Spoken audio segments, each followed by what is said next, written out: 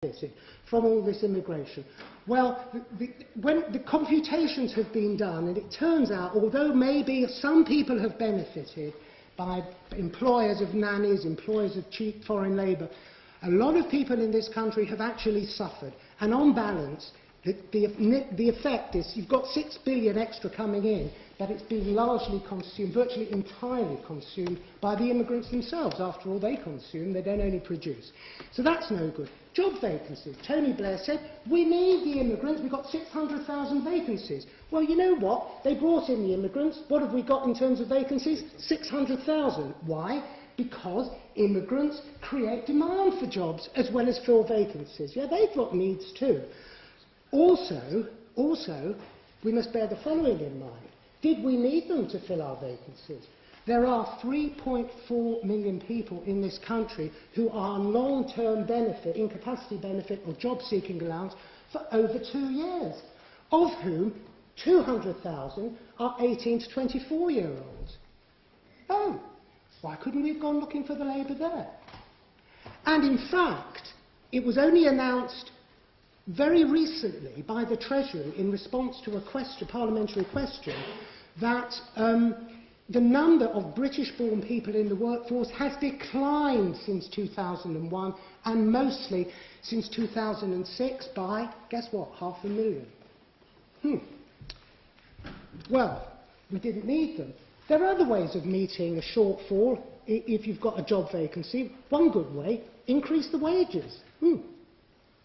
But if you've got cheap labour, it won't be done. But if you didn't, and the employers wanted it, you put up the wages. Maybe that would entice some of the workforce back. Mechanisation is another. And a third is, maybe leave some of the jobs unfilled. Do we need so many coffee bars in Soho? I wonder. Then they said about students. Students are great. They meet, international, the rest of it. You know what? The majority of students who come to this country, foreign students, don't go to university, they go to language schools which are unregulated. You know what else? Stephen Moxon was someone who was in the Immigration and Nationality Directorate of the Home Office, and he wrote a book, an expose called The Great Immigration Scandal, published in 2004. His job was to look at the applications of these students. If you're a full-time student, you've got a place, you can come in. What he found was practically all of them were going to these language schools and putting down 15 hours. How much study? 15 hours a week.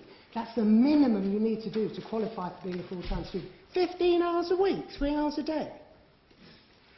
Spouses of those coming in to study can work full-time. It's a backdoor route to employment. Family reunion. Family reunion is a tragedy. 50 to 60% of Pakistanis and Bangladeshis go in for transcontinental arranged marriages. That often the girls are taken off out of school when they should be at school, are taken off, they go disappear, they've gone home. They then get fixed up with a match, they come back, he comes over. What happens then? He comes over, gains admission, divorces her, and then has another transcontinental arranged marriage. This isn't Daily Mail rubbishy stuff. I can assure you that there are well-certified cases, and only in the House of Commons a few weeks ago it was discovered that over 360 Muslim girls are missing from school when they should be, without knowledge or reason of where they've got to. This is a very serious problem, because often these arranged marriages, they're forced marriages as well.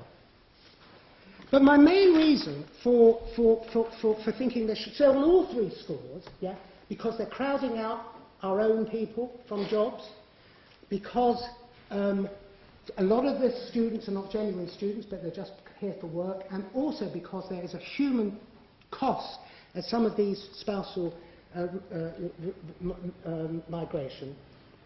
For all those reasons, I think we need fewer. But my main reason is not the economic reason. My main reason is the following. Do you know Britain is about to become the most crowded country in London? If the present rates of immigration continue, the population is forecast to go up, sorry, the most crowded country in Europe, forecast to go up from 60 million to 75 million in 2051. Where are they all going to be put, these people? At the moment, our roads are congested, there's great pressure on housing, there's great pressure on schools, there's pressure on hospitals, there's pressure on surgeries. Good, fine, we'll accommodate, we'll build new roads and houses and, we'll plan it all. Where are you going to put all these people that want to come into the southeast of England? On that point, sir? Yes. Scotland.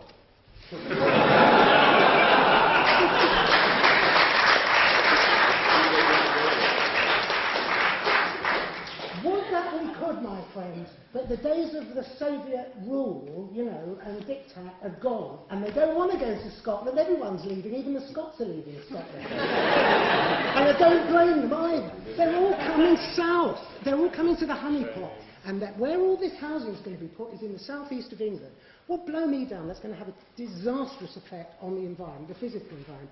But even if all these immigrants were nationals, even if, suppose we all got busy being fruitful and multiplying, so that we were faced with 75 million of our own, that would be an environmental catastrophe, or not catastrophe, but it'd be a problem, but they'll be ours, so we'd look after it. Question? Yes. What are our own? Who are these our The own? a very good question. There's a good way of differentiating the non-immigrant population, the population and their descendants who would have been here had there not been any of this immigration I'm talking about.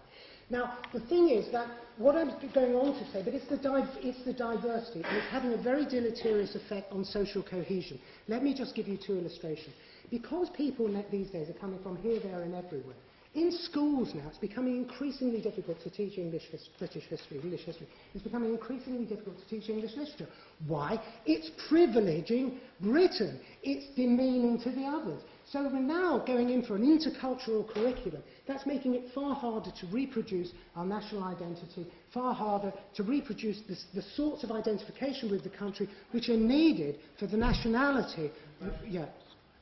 How many of the people in this hall do you think would be here if the policy had been implemented 2 generations ago?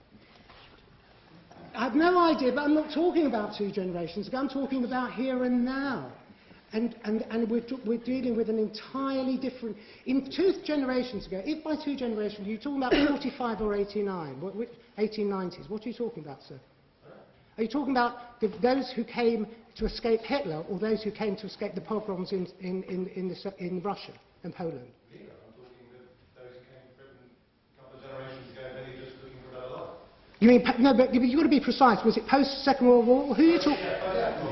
Fine, good. I welcome them. You know what? They're the ones who are suffering the most. Do you realise, up in these former mill towns, the unemployment rates about among our new Commonwealth, British-born, Pakistan and Bangladesh, are very, very high. Among the West Indian, Afro-Caribbeans down in London, do you think that the government would have neglected them so badly had there been no other source to turn to for labour, for unskilled labour, or even for skilled labour? Would they have let the schools slide in the manner that they have? I don't think so. We're not doing them any favours by encouraging the current wave of immigration. Look, as far as social cohesion, so it's gone, it's finished. The English nation is really under threat. I think if we stopped, if we severely cut down, and if the country got a grip of the problem, things would be all right. So we've got that. We've got bad environment, bad for social cohesion. It's bad for our youngsters who are languishing, particularly in the most disadvantaged ones. And it's the poorest who suffer because they have to share their public services. They have to share the same schools. They ain't able to go in for white flight like the middle classes can. Finally, the final one is that the reason for wanting to cut down immigration is that it isn't just a bad thing for this country.